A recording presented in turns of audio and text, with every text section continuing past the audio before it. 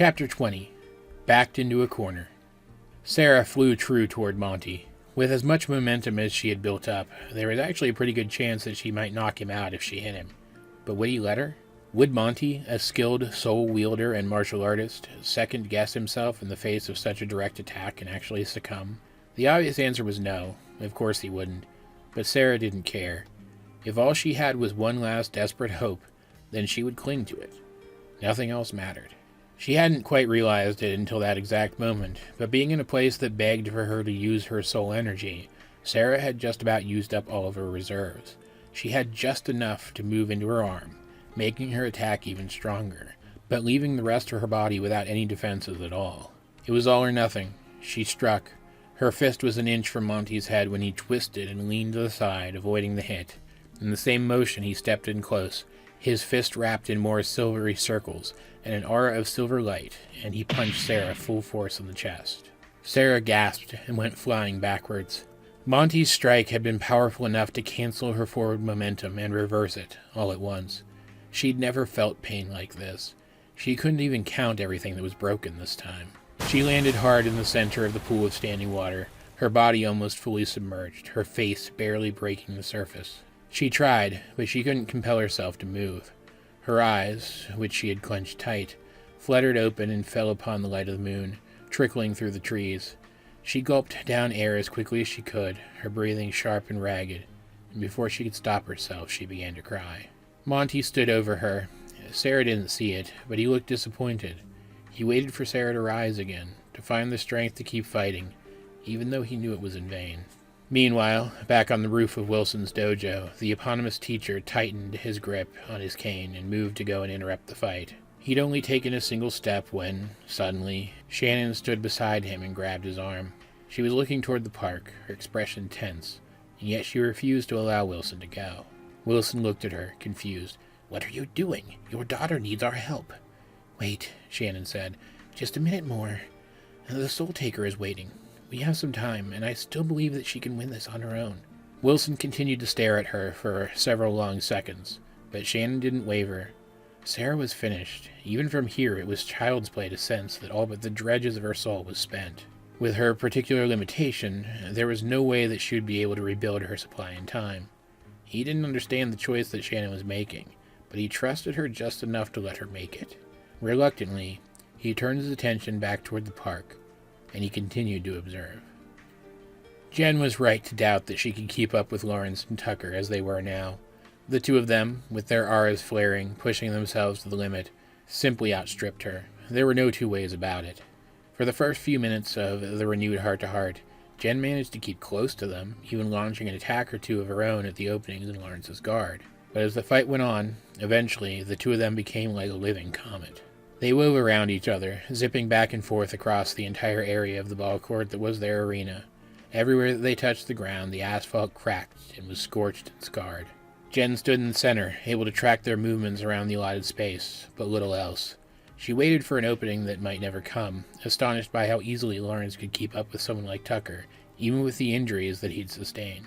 The two traded blows. They each scored hits upon the other, and yet Lawrence, with his one good arm, was doing approximately the same amount of damage to Tucker as that Tucker was doing to him. If Lawrence had fought like this from the beginning, Jen and Tucker both would have been defeated before they'd even had the chance to fight back. Thankfully, Jen wasn't the type to get disheartened. She knew that, without an aura, she wasn't as fast as some fighters. She knew that she wasn't as strong as some fighters either. That's why she had to be smarter. As Lawrence and Tucker continued to circle around her, Jen closed her eyes, and she willed her soul energy and her life energy to mix. Both energies exploded. She bore down on her soul energy with the entire force of her will, holding it back, allowing her life energy to overflow and wrap her in a shimmering golden light. Jen's eyes could follow the movements of Tucker and her opponent well enough, but eyes can be tricked. Eyes have limits. The sixth sense that Wilson had taught them, put simply, did not share those weaknesses. And Jen had spent all of her free time since Wilson had introduced them to the ability, learning to interpret what she was sensing. She was aware of everything. Every movement that Lawrence made was perfectly clear. Suddenly, Jen perceived an opening. Tucker struck too low, and Lawrence managed to get inside his guard. He slammed Tucker in the chest, knocking Tucker back, but he extended his reach to the limit to do so, exposing his torso. Jen turned on her heel, allowing her healing aura to fade and launching herself at Lawrence before he could do anything about it. She created an orb in her left hand and tossed it past him. It curved and hit a metal post that had once held one of the court's 4 hoops, blossoming into another sigil just as Jen thrust her palm, hitting Lawrence in the abdomen. She sent Soul into, and then through, Lawrence's torso, forming another orb on his back that opened into a second sigil. He was yanked backward, slamming into the metal post with enough force to bend it, leaving him stunned. Tucker, despite his injuries, took the opportunity that Jen had given him to rush at Lawrence head-on, his aura launching him forward, his fist charged with as much of his energy as he could force into it. Lawrence didn't even notice Tucker's approach until Tucker was about to make contact. He didn't have time to think, but he did have just enough time to react. Tucker jumped, his fist raised and alight with Soul. Instinctively, Lawrence reached out with his good arm, and Tucker stopped dead, his fist stopping inches from its target. Jen gasped and took a step back. She couldn't stop herself, and she couldn't tear her eyes away from the sight before her. She had realized what was going to happen only an instant too late to do anything. Now Tucker hung, pale and shuddering, suspended from Lawrence's offensive arm, held in place by one of his long claws which pierced him through the abdomen and came out the other side. Tucker's aura collapsed and his eyes glazed over. Lawrence, with a frustrated snarl, dissolved his avatar and let Tucker fall to the ground. He renewed his own aura and began to pull himself free of Jen's micro-sigils. He didn't meet her eyes or even look in her direction. He just stared at Tucker. Fortunately, seeing Tucker collapse unmoving was just what Jen needed to kick herself back into action. She finished tracing one of her more complex sigils and kicked it at Lawrence. It sprang to its full size beneath him, weighing him down and impeding his movements even further. Immediately, Jen began tracing again. She didn't know if this would work, but looking at Tucker lying there, dying, she didn't see any other choice. Once again, she willed her energies to mix, then allowed her life energy to overflow. This time, however, instead of wrapping herself in that energy, she allowed it to flow into the sigil forming beneath her frantic foot. She kicked that sigil along the ground toward Tucker.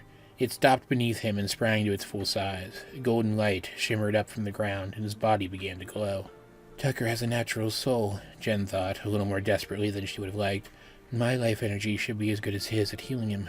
I don't know how bad his injuries are, but at the very least, using my sigil to give him my healing aura should keep him from getting any worse.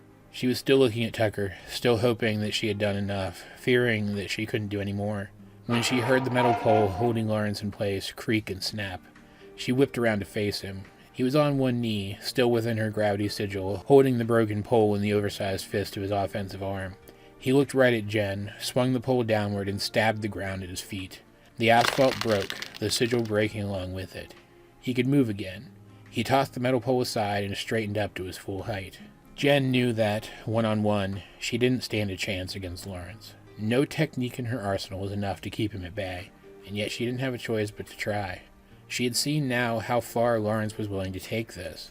Her opponent didn't seem to care whether he took the dueling hearts alive or not. With Tucker down, he needed someone else to defend him, and Jen was all he had. So Jen put herself between the resting Tucker and their opponent. She wrapped herself once again in soft purple light, decreasing the pull of gravity upon her body, allowing her to move more quickly. Energy rolled off of Lawrence, charging the air between the two of them, and he walked slowly and deliberately toward her. His golden aura reformed, surrounding every part of his body except for the avatar around his right arm, and the arm itself. He surged forward, and Jen stood ready to meet him. Joe and Karen were like the wind. They danced around each other from place to place with such blinding speed that even most soul fighters wouldn't have been able to see them. They stirred the grass beneath their feet wherever they went, miniature bolts of lightning rolling off of their bodies, charging the air. Their movements were elaborate, but precise. Karen's movements were still simpler than her opponent's, with fewer extraneous elements, but Joe had narrowed the gap, and she attacked with more intensity. As they traded blows, not a single one of them landed. The two young fighters seemed to be perfectly evenly matched. Maybe it was because Karen was still keeping Joe's techniques in mind that when Joe drew back and threw a punch with her full strength, Karen did too. Their fists met in midair, stirring the air and knocking the two of them apart. They dug in with their heels and slid to a stop at the same time. Lightning lanced between them as they mixed their energies, seizing hold of the soul that they generated. Just as Joe was wrapped in her chaotic black and purple aura, Karen was wrapped in her shimmering silver one. The two combatants rushed each other again. Joe struck first, but her fist sailed right through Karen. Joe didn't know if she had attacked an illusion or a latent image, but it didn't matter. Karen had escaped her gaze. She could be anywhere, and Jo didn't have time to switch to her healing aura, send out her life energy, and find her opponent that way. So she took a chance. She sent her soul out in waves and felt for the characteristic pushback of her sixth sense. She became aware of Karen just behind her, winding up to attack. Karen struck, but her fist sailed right through Jo. Even without her shadow step, Jo was fast enough to create a latent image, drawing Karen's eye. Karen, however, was even more aware of her surroundings than Jo was, her sixth sense even sharper, so she was immediately aware of Jo attacking from the side. Once again, Jo's strike passed right through Karen, and Karen attacked from a different direction, and once again her attack passed through the latent image that Jo had left in her place. This continued, back and forth, for a minute or so more before the two girls finally abandoned the tactic, zipped once around the perimeter of the soccer field that was their arena, and then surged toward each other, meeting in the center, hitting each other's center mass with mirrored kicks. The two of them stumbled back. Jo had hit harder. She was more fit, and her aura was more intense, so she was physically quite a bit stronger. But Karen's aura was significantly more controlled. She clearly had more experience maintaining an aura than Jo did. For that reason, Jo was feeling the strain of keeping her aura active for so long. Despite hitting harder, neither she nor Karen was really in any better shape than the other. Again, the two fighters dug in their heels and found their footing. They stood and faced each other for several long seconds, with Jo trying to work out the best plan of attack. Once again, Karen wore the same mildly amused smile that she had for most of the time that Jo had known her. Breathing heavily, Karen said, "You really are impressive. I was worried for a minute there when we first started that you hadn't actually improved. I'm glad I was wrong. I haven't had a heart-to-heart this close in a long time. It's remarkable how much better you've become in only 2 weeks." Jo didn't know how to respond to that. She was usually good at the witty banter. Granted, she had never been in a fight for her life, but she didn't feel that that was the reason for her inability to find her words. Instead, she felt flustered. This wasn't banter, this was admiration. Her cheeks flushed red. Karen's praise had affected her almost more than any of the damage she had sustained so far. The feeling was foreign to her and made her uncomfortable, so she lashed out. With her aura still burning around her, Jo mixed her energies yet again. Karen took a step back as Jo's unstable, unnatural soul proved its worth.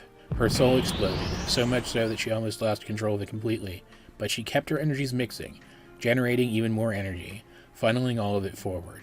Jo bore down with all of her will on that energy, bolts of plasma traveling from the core of her being and down her arm, reaching like shiny, spidery fingers toward her opponent. She held out her hand and soul began to collect there. Karen realized what she was doing and moved to stop her, but it was too little too late. An orb made of all of that built-up energy, concentrated down to the size of a softball, exploded to life in Jo's reaching palm. "Soul Breaker!" she declared, through clenched teeth, and she threw that orb at Karen at the speed of lightning.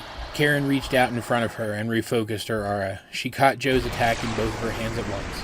The force of it pushed her back clear to the other end of the field. She clenched her teeth and forced as much of her aura as she could into her arms, augmenting her strength and her resilience. Breathing hard, her muscles straining so much that they felt about to rip themselves apart, her heart beating fast in her chest, Karen managed to divert the blast upward toward the open sky. She breathed a sigh of relief, but her reprieve didn't last. Jo was on her in an instant, hitting her in multiple vital areas, one after another, in a fierce combo. Karen was stunned, knocked off of her feet, falling toward the ground. From Jo's perspective, she was falling in slow motion. It was nothing for Jo to draw back, spin in place, and launch one final kick with all of her strength at Karen's center of mass. There was no way that she could miss, and no way that Karen could avoid the attack in her state, and yet Jo knew that the attack would fail even before her foot passed without resistance through Karen's torso. Jo reached out with her soul again, searching for where her opponent had disappeared to this time. She was shocked when she felt the presence of not one Karen, but more than a dozen. She turned slowly, her eyes wide. In the light of her aura, she could see them all, something like 20 identical Karens surrounding her, assuming slightly different stances, all ready to strike. It was a striking, startling image, but if Jo was right and Karen couldn't make solid illusions, then this was just a trick to put her off guard, like a larger-scale version of the one that Karen had used in their last heart-to-heart. Locating the real Karen would tell Jo where the real attack would come from, but all of the Karens felt real when she reached out with her soul. Jo would have to switch to her healing aura to escape Karen's trick, and she had a feeling that the moment she did, the moment that the protection of her standard aura was gone, Karen would make her move. So Jo made a snap decision. She turned once more, making note of the location of each of the Karens, real or not, renewed her aura, and took up her signature backstance. Karen, rightfully so, took this as an invitation to attack. All of the Karens spoke at once, declaring, "Illusion barrage." They moved in formation, each one a fraction of a second behind the one before them. To an outside observer, the entire barrage of attacks would have been over in an instant, but to Jo, with her heightened senses, things seemed to take much longer. The first Karen struck, expecting her to be an illusion but not wanting to take the chance. Jo blocked, and to her surprise, the strike hit her raised guard. The first attacker was the real thing after all. So Jo ignored the others, and she reached, launching a kick at Karen's torso, only to be surprised yet again when her foot passed right through its fading form. She felt a sharp pain in her back, and, reacting again, she turned and attacked the illusion that had hit her. It faded as well, and Jo was nearly knocked off of her feet by a kick to the ribs from her blind spot. One after another, the illusions attacked. Jo was too caught off guard to defend against them properly. She was able to block a few more, but in the end, she found herself struck, one after another, 15 times by 15 different Karens, all in less time than it took to exhale. She was left raw, her head heavy with an overload of pain. Her aura was gone, having failed halfway through the assault. She couldn't count how many of her bones were cracked, if not outright broken. She collapsed, sprawled out on the ground, unmoving. She'd been wrong, she realized, as all but one of the Karens faded from existence, and the final Karen, the real Karen, moved to stand over her. Somehow Karen was able to make solid illusions out of soul, incredibly realistic solid illusions, capable of acting and thinking on their own. And because Jo had refused to entertain the idea, because she had underestimated her opponent, she was in a worse place than she'd ever been in a fight before. She was broken. Too much to continue. However, despite everything, despite all of the pain and all of the shame, Jo still managed to surprise herself when she started laughing. Jen didn't have much time to think. As Lawrence drew closer to her, his oversized attack arm raised and ready, it became clear right away that he intended to end this fight as quickly as possible. In the few fractions of a second that she had left, Jen considered the way that Lawrence had fought up until now. Typically, the worst that he tried to do with that arm was maim the opponent for the duration of the fight. Most of his attacks were shallow slashes or broad, sweeping backhands. When pushed, he would create his other arm and defend, or use those giant reptilian legs to dodge, and he still had the wing avatars that he'd shown the Dueling Hearts in their first encounter. As Lawrence bore down on her, Jen put all of these details together and came up with the loose fittings of a plan. When Lawrence swung his offensive arm wide, attempting to knock her off her feet, Jen was prepared to vault over his strike. As the arm passed beneath her, she kicked off of it. With her soul surrounding her, it was like she had buoyancy in the air. She sailed higher than she should have and hung in the air longer than she should have. As she hung there, she held her hands close to her sides and willed her soul and life energy to mix. Lawrence raised his avatar, reaching up toward Jen, meaning to pull her out of the air. As his reaching claws neared her dangling legs, at the very last second, Jen reversed the force of the energy acting on her. She fell just far enough that, rather than grab her, the cumbersome arm knocked her to the side. Even as she tumbled through the air, Jen brought her hands forward, an orb of purple light nestled in each palm. She threw them both at her opponent's torso. Lawrence swerved around them, thinking they were more of Jen's micro-sigils, but Jen wasn't so predictable as to use such a well-known trick in such a direct way. "Let's see how you like my gravity grenades," Jen thought. She clenched both her fists, and the two orbs burst, erupting into little shockwaves of Jen's own soul. Lawrence was hit by both of them, and his body became wrapped in the same purple light that surrounded Jen. A moment later, Jen's feet touched the ground. She willed the energy surrounding her to reverse again, decreasing her weight, and she shot toward her opponent like a bullet, prepared to attack. Lawrence moved to defend. He dissolved his avatar and formed his defensive arm in its place, stepped into a ready stance, and he stumbled, finding his body to be much heavier than it should have been. Too late, Lawrence remembered that Jen had used this trick before, in the exhibition match at the Mega Dojo. She had transferred some of her own soul to him, making him heavier and slowing him down. It was too late now to compensate and still make use of his defensive avatar to block. Jen was already too close for that. Instead, Lawrence dissolved that arm as well, giving him the freedom of movement to block Jen's strike the old-fashioned way. Though safe for the moment, Lawrence scowled with frustration. Jen was in close to him now, sporting increased speed, and even with his aura, his speed wasn't much greater than hers anymore. With the playing field more or less leveled, the two of them began to clash in close quarters. Jen, with her two good arms, was more than able to keep up with Lawrence, and with each hit that she landed, she put a little bit more of her soul into him, slowing him down even more. Jen couldn't allow her success to go to her head, though. She had managed to keep ahead of Lawrence long enough to catch him in another of her techniques. That was true, and now it looked like she might even be able to beat him because of it.